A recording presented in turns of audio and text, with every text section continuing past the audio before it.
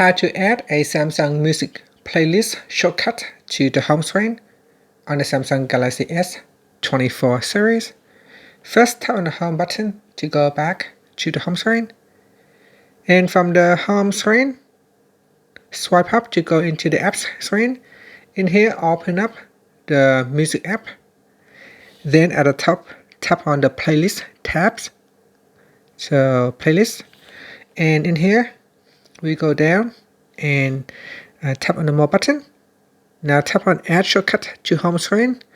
In the select playlist screen, select a playlist that you would like to add to the home screen. So for example, ITJungles. Next, tap on add. So we have now added the ITJungles playlist to the home screen.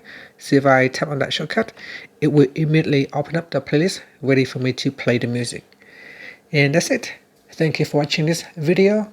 Please like and subscribe to my channel for more videos.